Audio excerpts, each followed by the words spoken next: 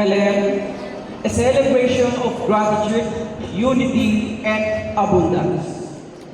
Amid the majestic mountains of Tino, where hard work and faith thrive, the Kalamuya people uphold the tradition of Kalem.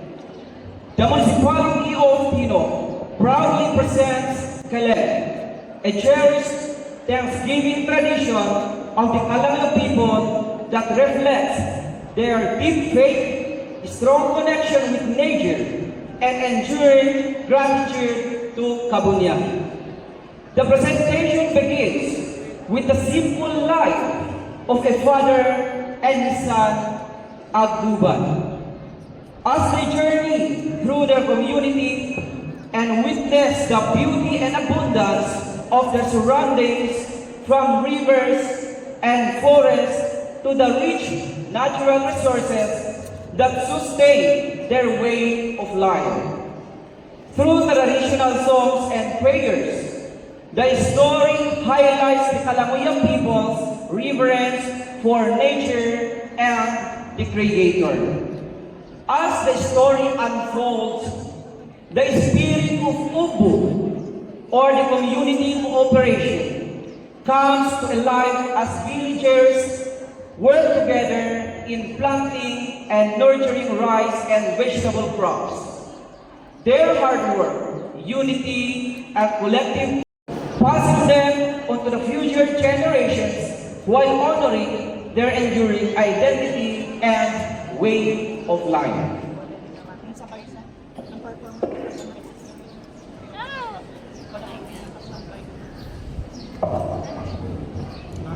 Time starts now.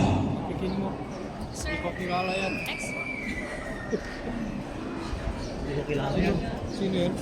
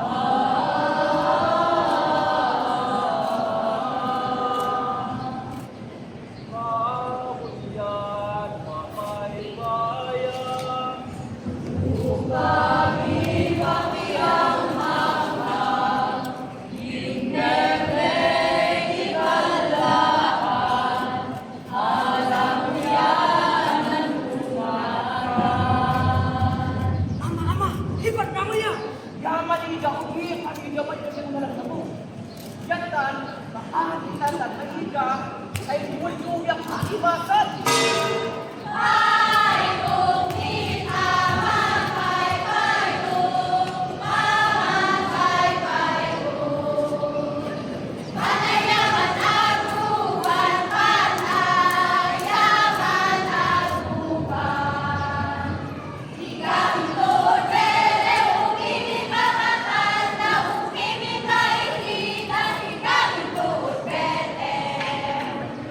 Gamit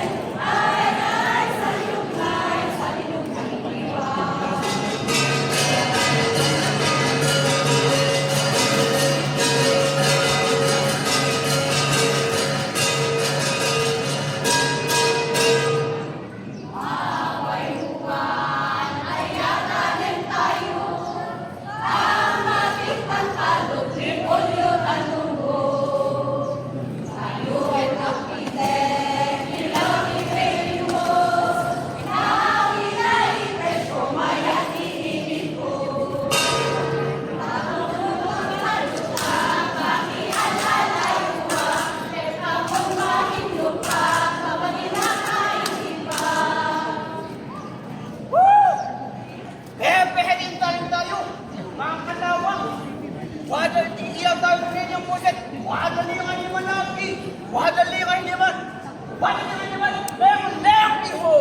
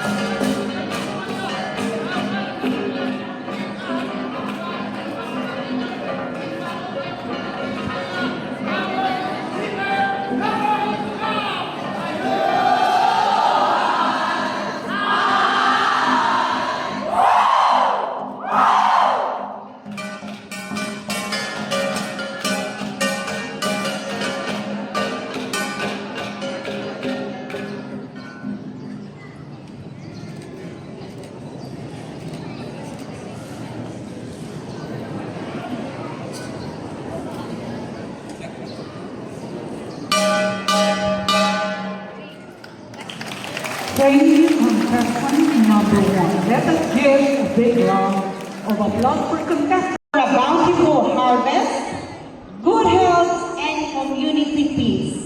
In this presentation, while both men and women perform dance mimicking a rooster scratching the ground, the Ritz Crown itself undergoes several preparatory processes. First, the Moonbaki will perform a ritual and butcher a hen to observe the omens and confirm if the occasion should proceed. This step is called Puyo. This is followed by the preparation of rice wine through process like the ulut di dayakot or rice pounding and the gathering of sugarcane stalks. Next is the pangaiwan, wherein men gather firewood and butcher one pig for the following day. This is followed by the squeezing of sugar cane, known as the mutmapao. The sugar cane juice is then added as bolwa to the immediate relatives of the host. Finally, once the feast concludes, the gongs will sound to signal the end of the ritual. The Moonbaki Buhu. Ladies and gentlemen, let us witness the Bumaya.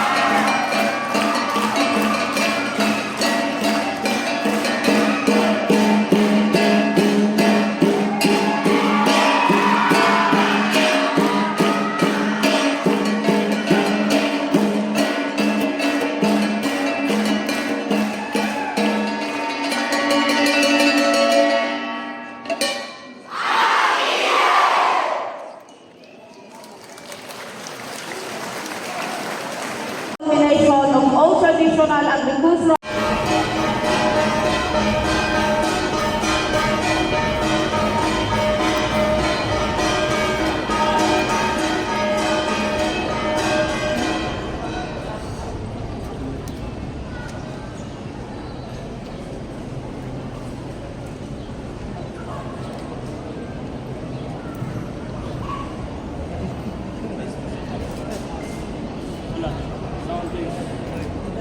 Ano, hindi pa nga na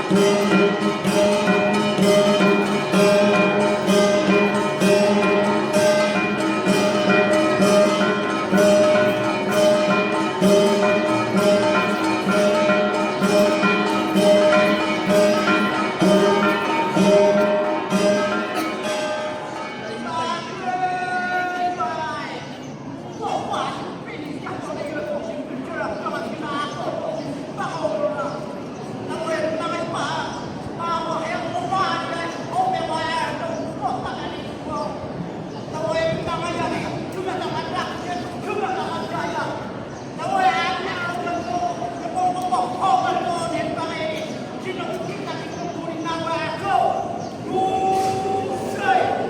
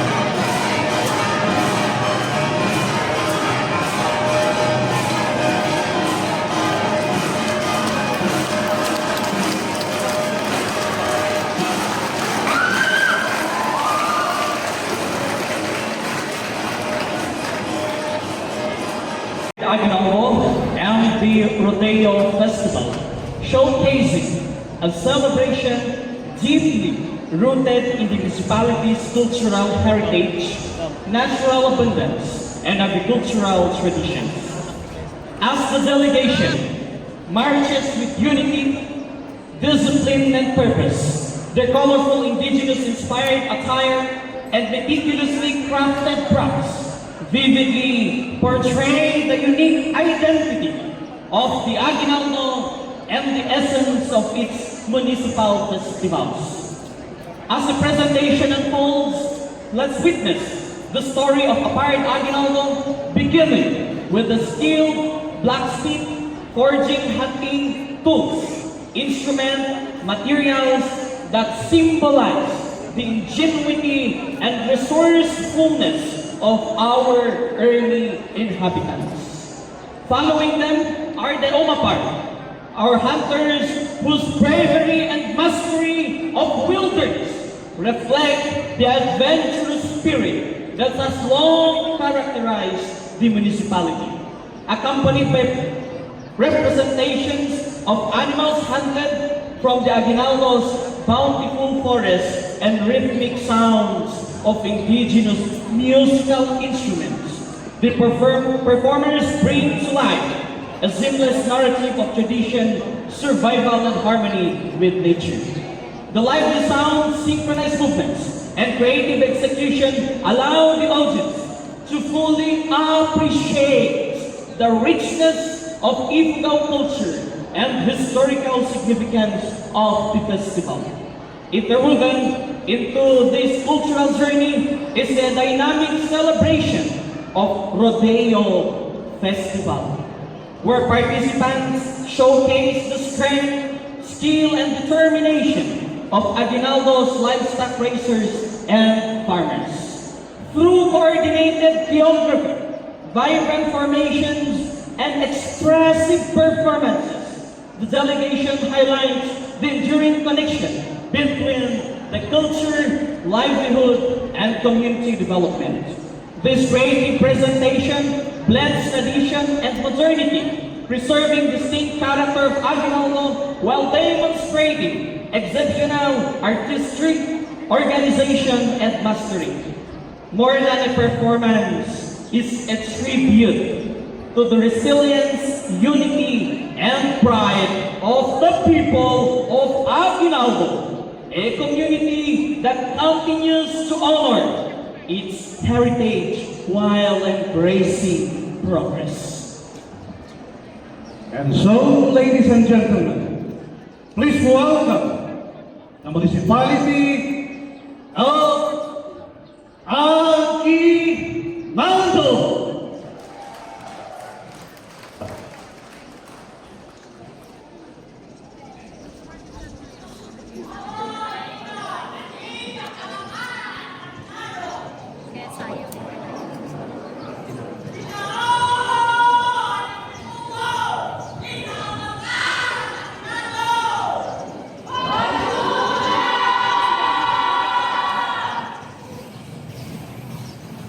Hajuna, Hajuna tao mui ta,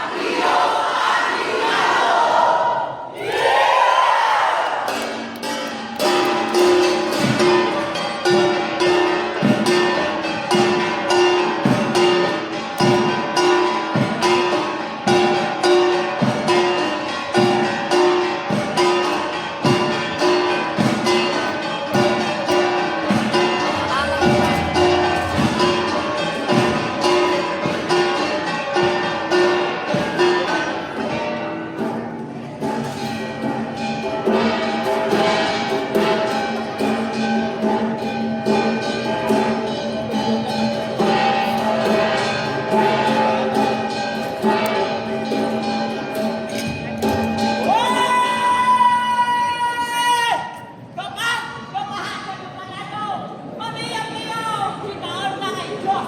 At ang Diyos na, ay sa tunoon ni, dahil hatan na kay Diyos.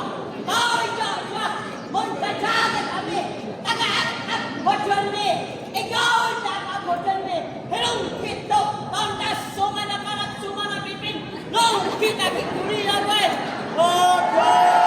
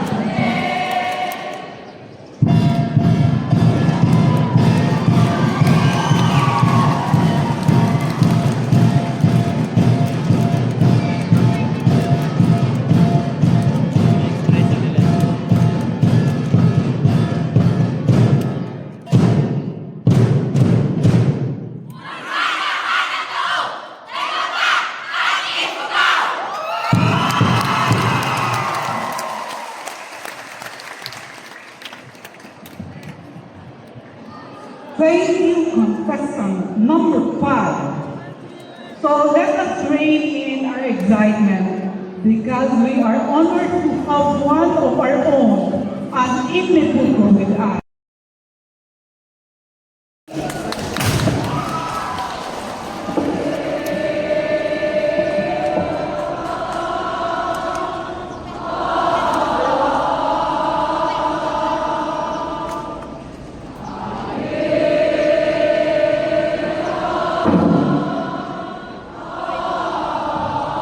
Kemudian saya, wagahan na kami, hiling kami at tana, wagahan takpuan na kaya tupo marami, yan tumago kami, at tumago yung magmaman ni, ang bago yung manok. Yan po mahal na iniyak ni. Inawat mo, di kita na kaya, tupo marami, di pangayami ni Pugo. Kami ang tanong na po kami, tulo kami ni Pugaw, yang kaya kami nahapan ang barat, yan ang tuhot ang lingtubo.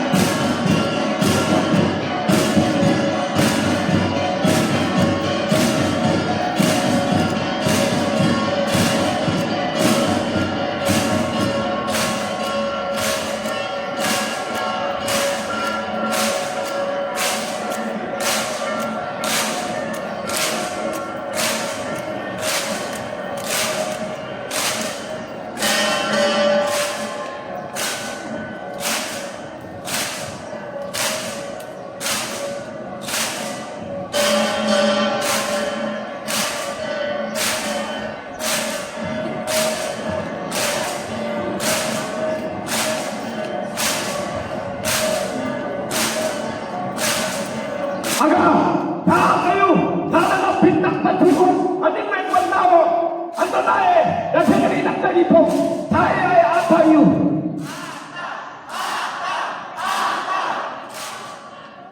Kaya po, diata natin ang pintapigan, ang iba na nagawin, ang patuloy sa aginano, na mayuyaw, kaya po ay atayo.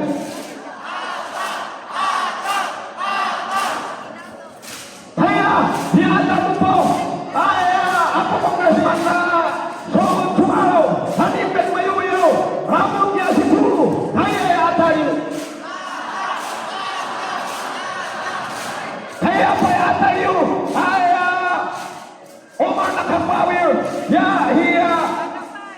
Mr. Carol, kaya po ay atayo.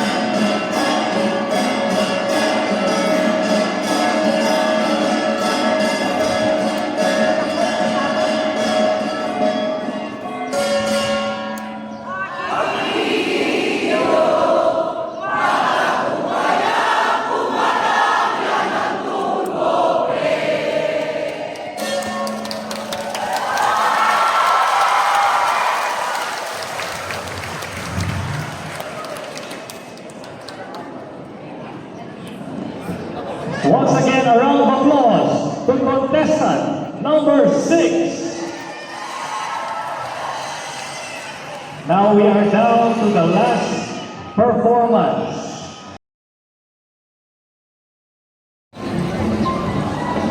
Sa Noy, tanging kapihot siya tayo maghehem sa Makoto.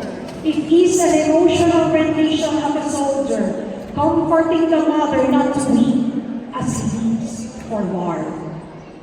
These brief performance of the soldier will be performed by our own leader, our own mayor. The courage and bravery of the people of the Mayuyao soldiers contributed to the fight for freedom and the eventual end of the war, and considered as one of the bloodiest land battles of the World War II. Thus, the Lenong Festival, meaning Peace Festival, is celebrated every 9th of August, honoring the triumph of peace and the resilience of the people who gave their lives so we can have the peaceful Gotad every year. We end with the countless dance of Aduyungan, telling us that the heartbeat of the community is not found only in instruments, but in the synchronized movements, voices, and the shared spirit of the people themselves. As we end with the chant of Anakayang, we hear this chant and we see the dances unfold. May we remember those who gave their lives, that they should not be a mere remembrance of the past, but a living legacy that continues to unite, inspire, and guide us toward the future of peace. This is the spirit of Lenong, where the stories are remembered, traditions are celebrated, and the peace lives on. Ladies and gentlemen, we proudly present the Lenong Festival Oxmart Julia.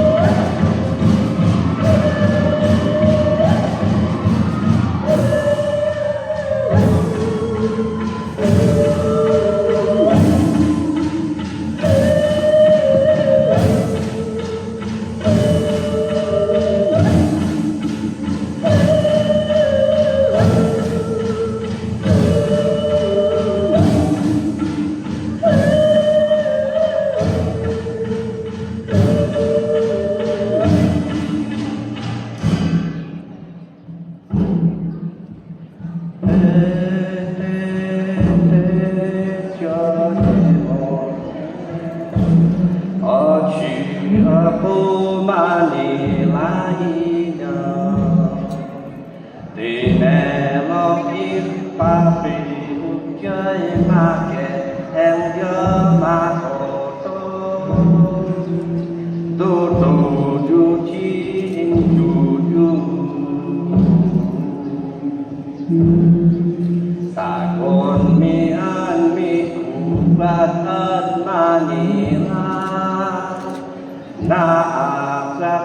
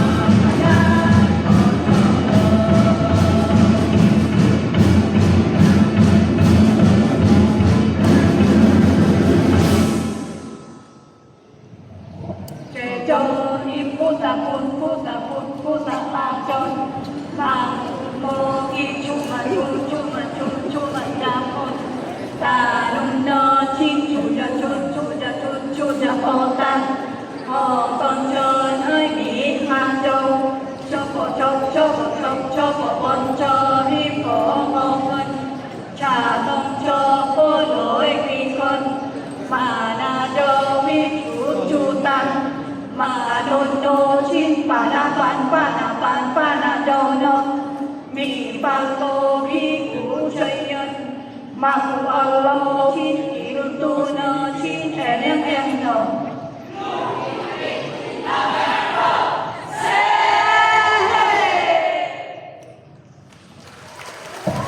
Great contestant number 7.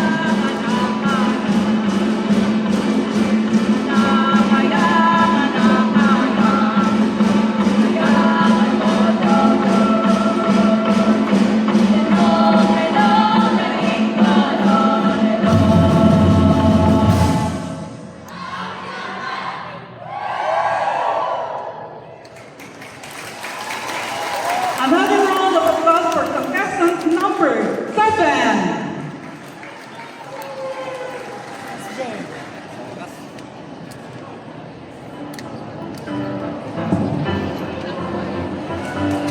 Now before we